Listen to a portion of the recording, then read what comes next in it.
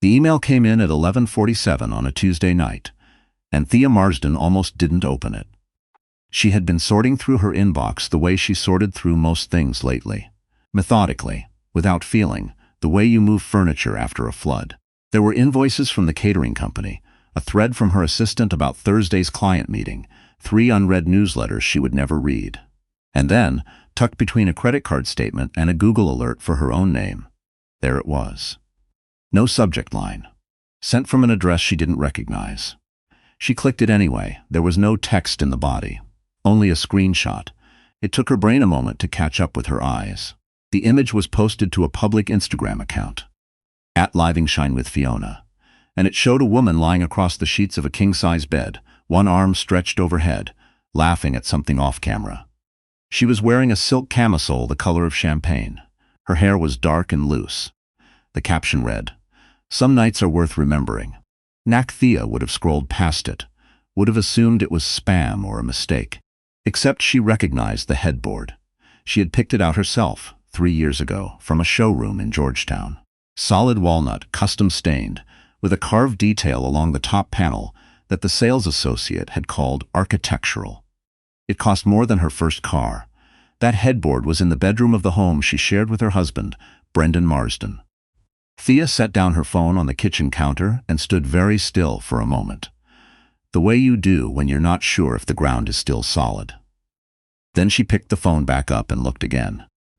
She had met Brendan at 29, at a conference in Chicago, where he was moderating a panel on urban infrastructure, and she was there representing her firm on a hospitality development deal. He was the kind of man who commanded a room without raising his voice. He asked good questions. He remembered what you told him. On their third date, he brought her coffee exactly the way she liked it. Oat milk, no sugar, a little too hot, without having asked. Thea was not naive. She had never been the kind of woman who assumed love was protection. But she had believed in Brendan the way you believe in load-bearing walls. Not romantically, exactly, but with the deep, functional certainty of someone who has checked the architecture and found it sound. They had been married 8 years. Their daughter Wren was 6. Their son Miles was 4. She did not sleep that night. Instead, she sat at the kitchen table with her laptop open, and she looked up Fiona Alcott. Because it hadn't taken long, a reverse image search, then a LinkedIn, then a full name attached to the Instagram account's tagged posts. Fiona Alcott, 31. Worked in communications at a firm 2 blocks from Brendan's office. Had attended 3 of the same professional events as him in the past year. Had been photographed with him at a rooftop happy hour last September. A group photo, nothing damning, but she was standing close and she was laughing at something, and Brendan was the one standing next to her. Thea studied the photo for a long time. She didn't cry. She noticed that about herself, sitting there in the kitchen at 2 in the morning, while the dishwasher hummed and the house made its ordinary settling sounds. There was something in her chest that should have been grief and wasn't yet. It felt more like cold water, like clarity. She made herself a cup of tea she didn't drink and thought very carefully about what she was going to do. Brendan left early for the office the next morning, the way he always did on Wednesdays. He kissed her on the cheek. He asked if she needed anything from the farmer's market on his way home. She said no thank you, and watched him pull out of the driveway and stood at the window for a moment after his car disappeared. Then she called her attorney. Helena Voss had been Thea's lawyer for 6 years.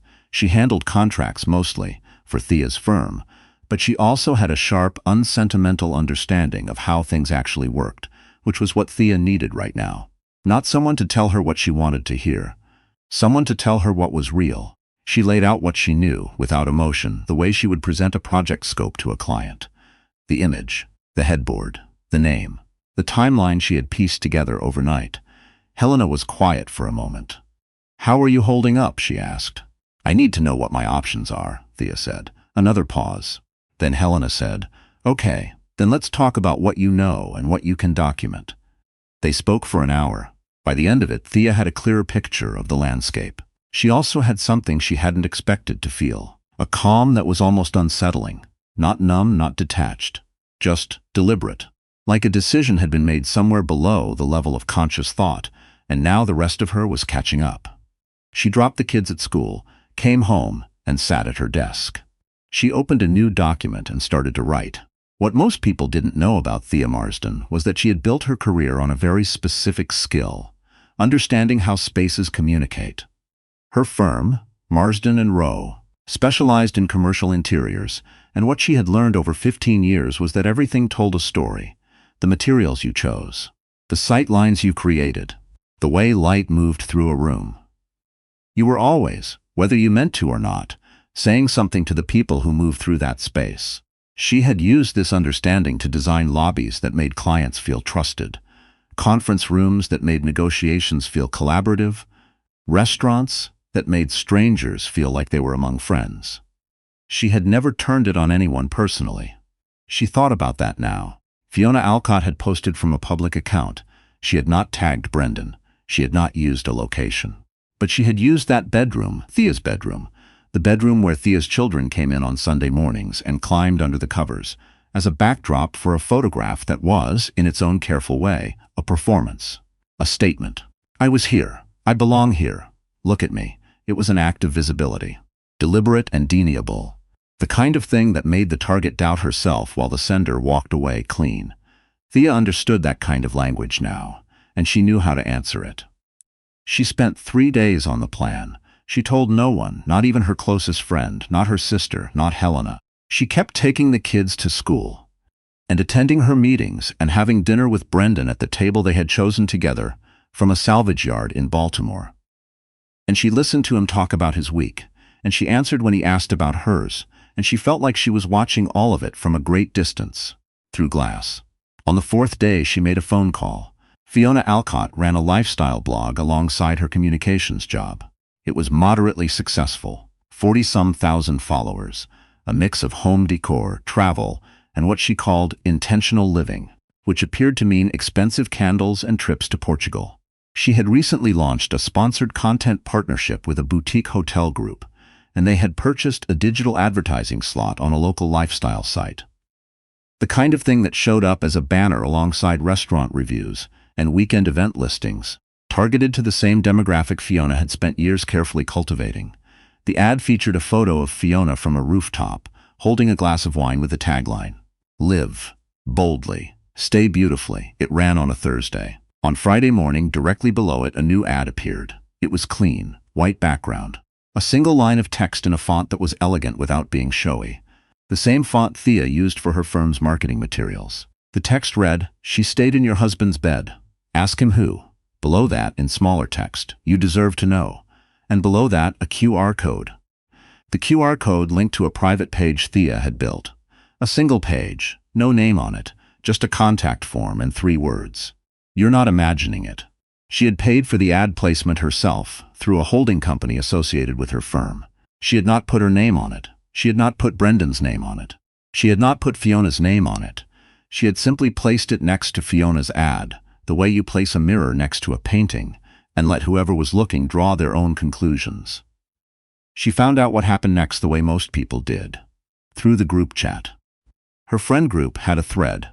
6 women, some from college, some from her neighborhood, and it was mostly used for sharing restaurant recommendations and complaining about school pickup logistics. But on Friday afternoon, someone dropped a screenshot of the 2 ads running side by side with a single message. "Okay, what is happening with this?"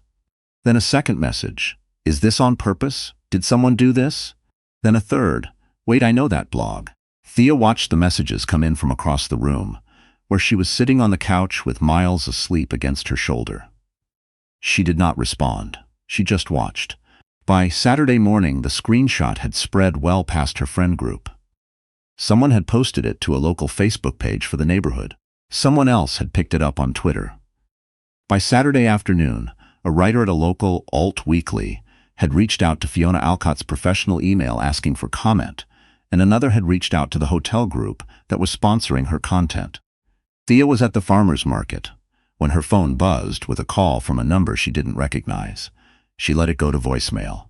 The voicemail was a journalist from a culture and lifestyle publication, asking if she was aware of an ad campaign that appeared to reference marital infidelity and whether she had any comment. She listened to the message twice, standing between a table of heirloom tomatoes and a stall selling honey. Wren holding her hand and pulling gently in the direction of the flowers. She bought 2 bunches of zinnias and a jar of clover honey and did not call back. What Thea had not anticipated, or had perhaps anticipated but not fully felt until it was real, was how strange it would be to watch something happen without anyone knowing she was at the center of it. The ads stayed up through the weekend. The hotel group pulled Fiona's sponsorship by Sunday evening. Not publicly, but Thea saw it happen when the banner quietly disappeared and Fiona's weekend posts stopped mentioning the brand. The original lifestyle site, perhaps nervous, added a small note that the adjacent advertisement had not been reviewed for content before placement, and that they were reviewing their policies. Fiona's Instagram went private on Saturday night. Brendan came home on Sunday afternoon from what he'd said was a work call and was quiet in a way he hadn't been quiet before. He made dinner without being asked. He refilled her water glass. He looked at her twice with an expression she couldn't quite read. Something between guilt and fear, and under both of those, something that looked almost like relief. Like a man who had been waiting for a shoe to drop and had finally heard it land. She didn't say anything. She passed him the salad and asked Wren about her week at school and helped Miles with the clasp on his backpack when he wanted to show them something he'd drawn. The house was very ordinary. The kids were loud. The dog knocked over the recycling bin. Life continued in its small, relentless way. And Thea moved through it with her hands steady and her face composed, and something that was not exactly peaceful, but was very close to the recognition that you cannot control what a person does. You can only decide what you do next. The following Wednesday, she met with Helena again. She had by then spoken with Brendan. Not the night she'd wanted to. Not the Saturday, when the screenshot was still circulating and everything felt raw and enormous. But on the Monday, when the kids were at school and the house was quiet, and she had made coffee and set a cup in front of him and sat down across the table. It had not been a long conversation. She had said what she knew. He had not denied it.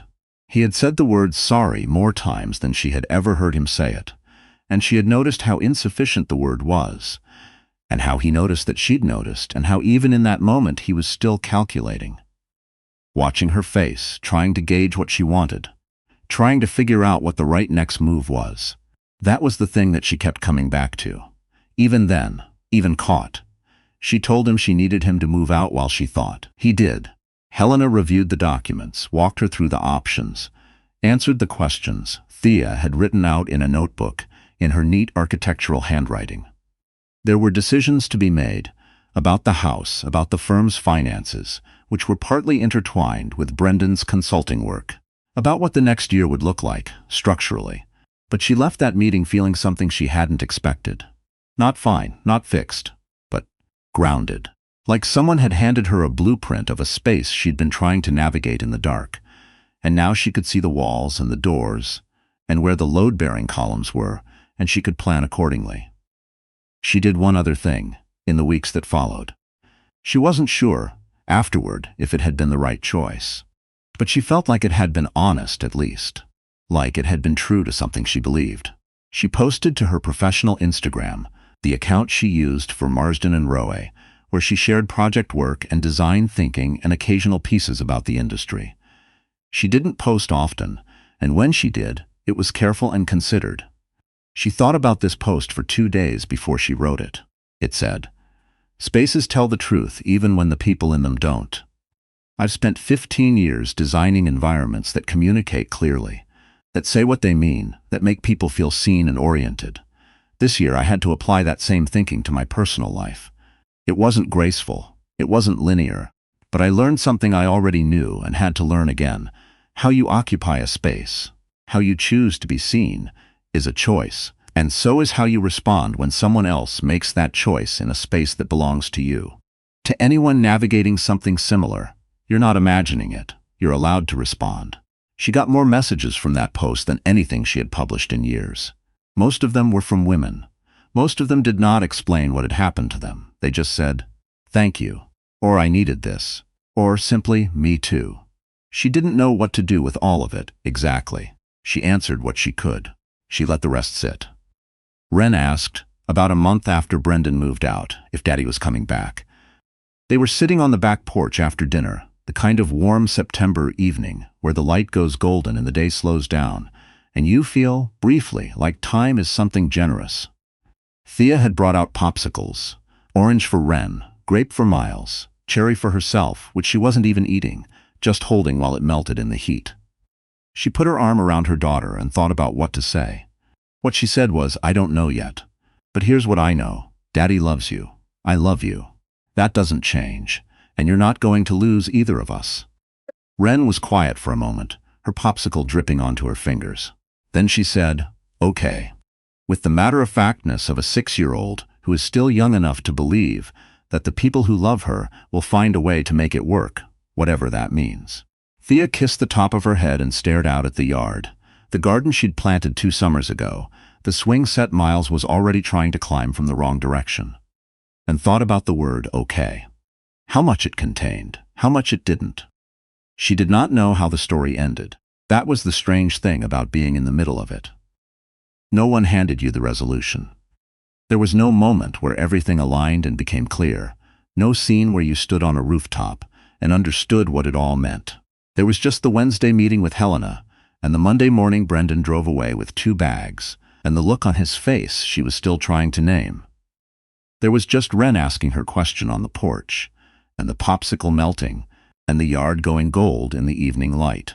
There was the work, the real work, which was not the ad or the attorney or the spreadsheet of assets, but the slower, less visible labor of figuring out what you wanted your life to look like. What kind of space you wanted to live in, what you were willing to carry and what you were ready to set down. Thea was not a woman who did things carelessly. She had never been. And so she moved through those weeks the way she moved through a design project that wasn't working yet. Not by forcing it, but by looking at what was actually there. The real load-bearing elements, the structural truths, the things that could be changed and the things that couldn't. She was 38 years old. She had 2 children who needed lunchboxes packed and permission slips signed, and someone to check under the bed when they heard a sound in the dark. She had a firm she had built from the ground up, with her name on the door. She had a house she loved, with a garden she had planted, and light that came in through the east windows every morning and fell across the kitchen floor in a way that had always made her feel, inexplicably, that everything was going to be all right. She did not know yet what she was going to do, but she knew what she had done. She had not hidden. She had not been small. When someone had tried to make her invisible, had used her own space, her own home, to send a message she was meant to receive in silence, she had answered, not with noise, not with rage, but with something quieter and more precise. She had simply said, "I see this, and so does everyone else." And then she had gone home and packed the kids' lunches and gotten up the next morning and done it again. That, she was beginning to understand, was what strength actually looked like. Not the billboard moment. Not the ad running beside Fiona Alcott's carefully curated image. Not any single decisive gesture. But the ordinary morning after, and the one after that, and the one after that. The choice, made quietly and without ceremony, to keep going.